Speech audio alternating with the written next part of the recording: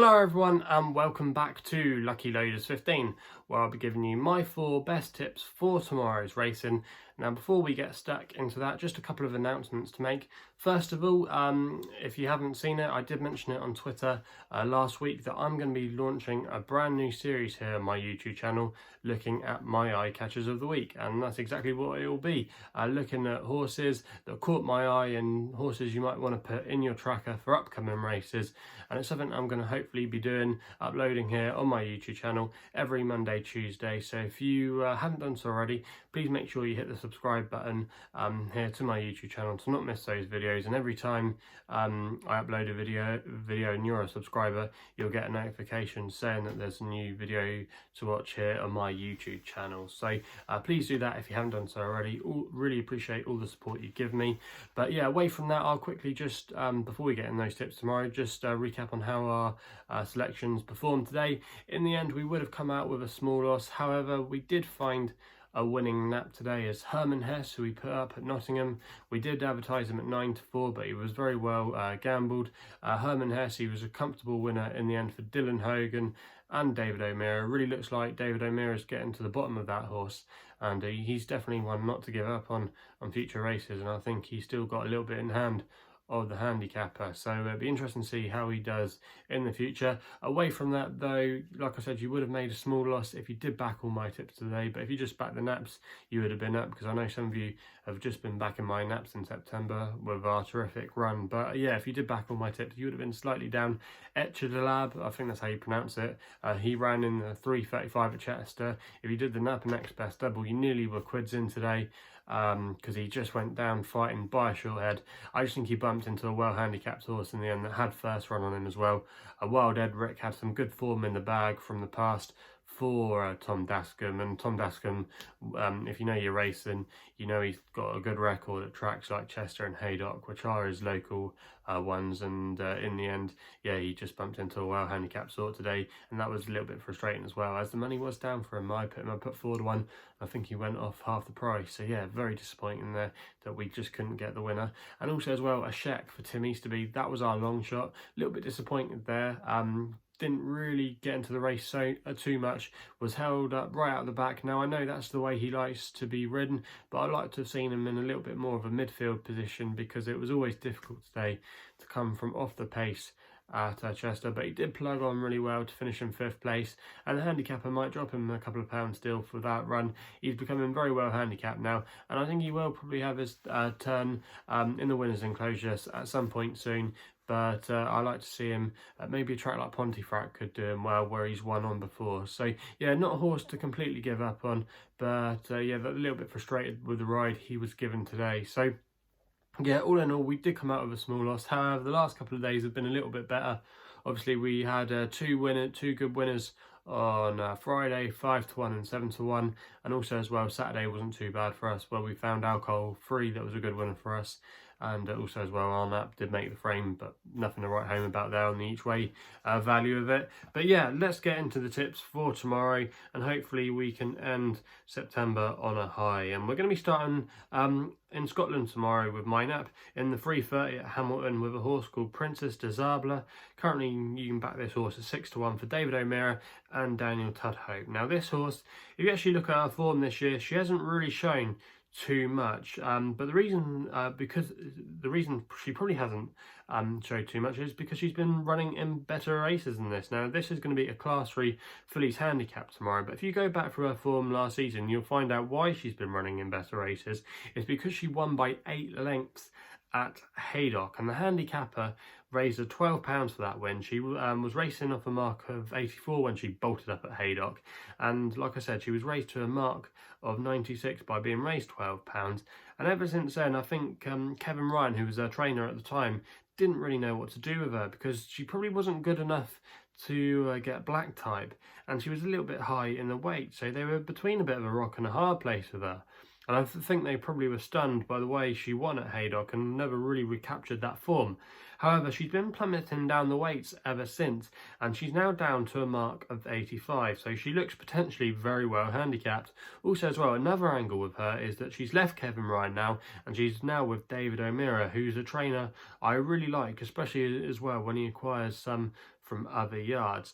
And she's going to be returning tomorrow to Hamilton, which has been her most prolific course in her career. She's got 3 course and distance wins to her name, so that's a massive positive there. And I think this race is a little bit weaker to what she's been competing in of late. David O'Meara's stable have been in good form. They had a winner for us today, obviously with Arnap, and like I said, he does well with Vex horses, and Herman Hest used to be with John Gosden and was previously trained also as well in France, so he can do well with other horses. And Daniel Tudhope as well, he's been riding plenty of winners of late, does very well when teaming up with his main man David O'Meara. And also as well, the run at Pontefract last time out with this filly was a bit more encouraging. She finished 4th at Pontefract. Now the horse Simmer Baby, she's going to have to reverse the form of her. However, she's slightly better treated at the weights tomorrow, and that was the first run for David O'Meara, and he probably just wanted to see what they had to work with. So going back to Hamilton tomorrow, course and distance she loves. She'll probably go towards the front as well. She was held up last time. She's given a more prominent ride. I think she just might have too much for her rivals tomorrow, and at 6 to 1 she's a big price in my opinion, and I'm quite keen on her chances. So that's going to be the selection there, and fingers crossed we can get another winning nap on the board. We then go with my Longshot, which we only have to wait 10 minutes for, which runs in the jumps race at Newton Abbot there for the jumps card there. We go to the 340, and I'm going with a horse here called Can You Believe It, currently 10 to 1 for Matt Griffiths and Nicky Martin. Now this horse has got a good record at the track. He was a course and distance winner last year, and on his only ever start at the track earlier in his career he finished 2nd, so he's got a good record from his 2 visits to the Devon course.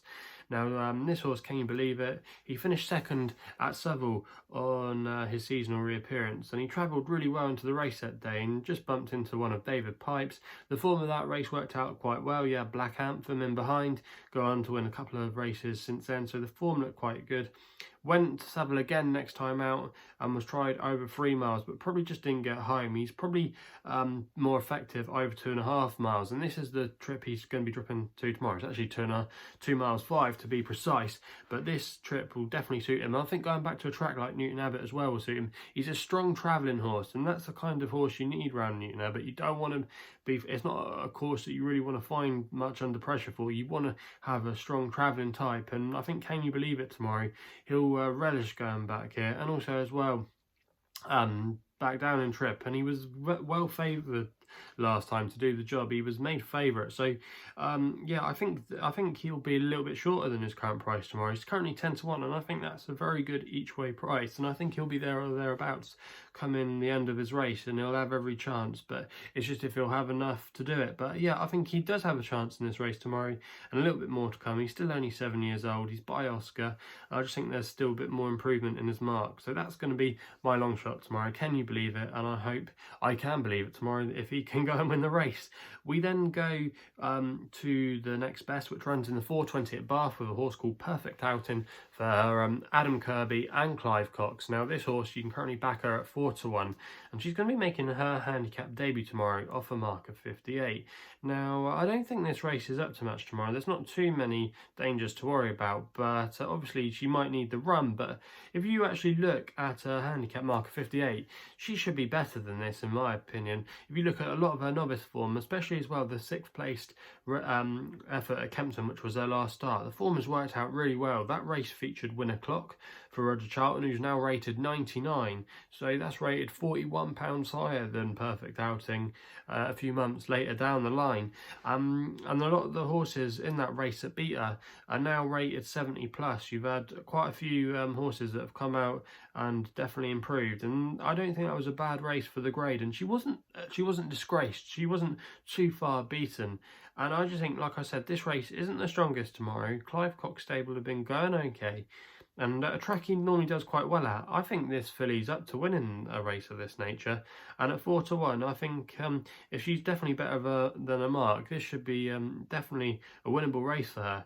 I would like to think she's definitely got a few pounds up her sleeve off this mark, and I think Connections probably would too. So for me, at 4-1, I think if the market vibes are strong tomorrow, she'll be there or thereabouts come the end. So for me, perfect outing. I hope she can do the job for us, and that's why she's going to be my next best tomorrow. I think she's very well handicapped on her debut.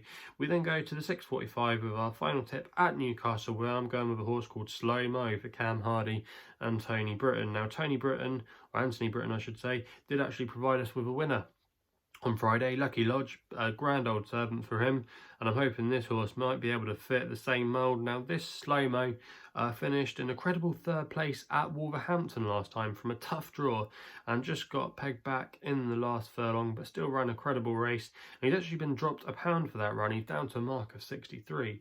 However, going to Newcastle tomorrow, I think if he runs the same kind of race he did at Wolverhampton, he's got a fair chance. Now, this race, even though it's not a class drop or anything, I think it's a bit more of a weaker race compared to what he raced at Wolverhampton last time out. And the way he runs as well, he likes to be a horse that gets on with things, and he's won over 6 furlongs, and that's an angle I quite like at Newcastle.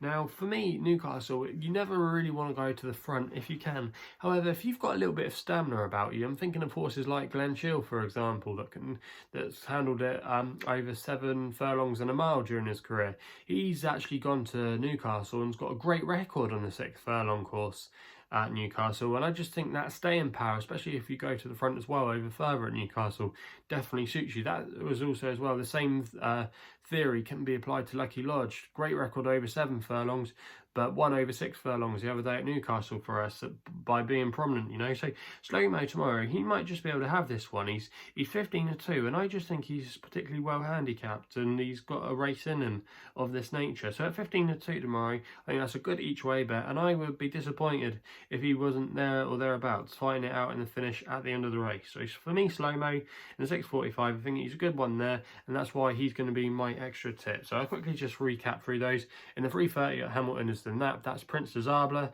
at 6-1. We then go to the 3:40 at Newton Abbot, the Longshot, can you believe it, 10-1 each way. Perfect outing in the 4:20 at Bath is the next best, 4-1 win only bet. And then in the 6:45 at Newcastle, we go Slowmo for Tony Britton as my extra tip at 15-2 each way. So they're the 4 tips for tomorrow's racing. If you haven't done so already, please hit the subscribe button for more videos here on my YouTube channel. Also as well, if you're liking the videos, please remember to give us a thumbs up. Also, if you want to follow me on Twitter, you can do, where my handle is at LuckyLoader15. And if you want to find out a little bit more about myself, check out my website, which is www.chrisloader.racing.co.uk. So please gamble responsibly. Hopefully we can have some winners tomorrow. We'll be seeing you soon.